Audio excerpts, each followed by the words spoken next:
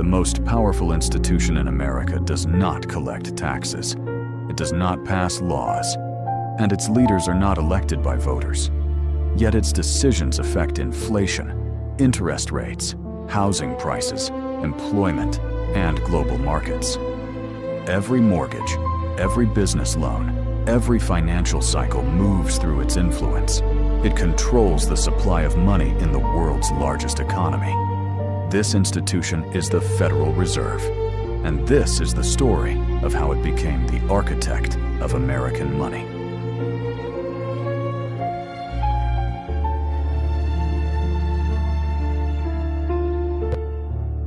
America before central banking. Before the Federal Reserve existed, the United States had no central bank. Unlike Europe, America rejected centralized financial authority for most of the 19th century.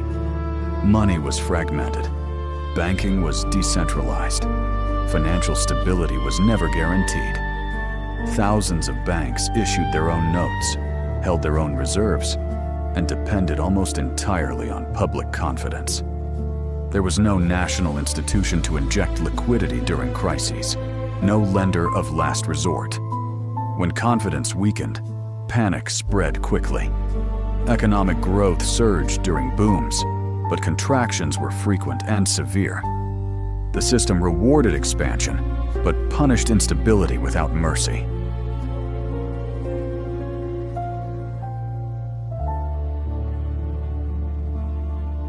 A system built on trust. In this era, money itself depended on belief. Depositors trusted that banks would honor withdrawals. Banks trusted that other banks would remain solvent. Markets trusted that confidence would hold. But trust is fragile. And when fear replaces confidence, even healthy institutions collapse. Without coordination, without oversight, and without a central authority, America's financial system was permanently exposed to shock.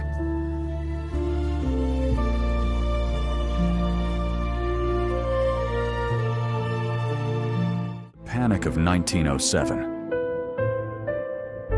In 1907, that vulnerability became reality. A failed speculation attempt triggered fear across financial markets. Depositors rushed to withdraw cash. Banks closed their doors. Credit disappeared almost overnight. Stock prices collapsed. Businesses could not borrow. Workers lost jobs. The panic spread, not because the economy lacked wealth, but because it lacked coordination. There was no institution designed to calm markets, restore confidence, or stop the contagion. For weeks, the financial system hovered on the edge of complete collapse.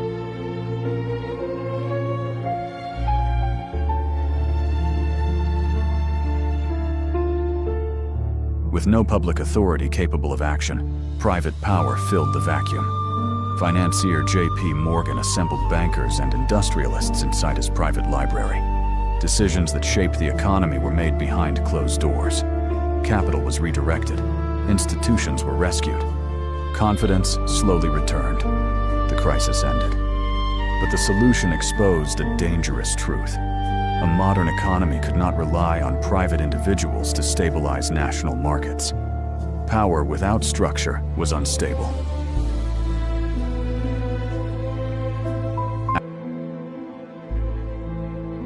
After the panic, the question was unavoidable.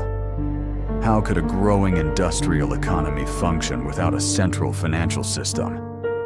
Lawmakers, economists, and bankers began searching for a solution.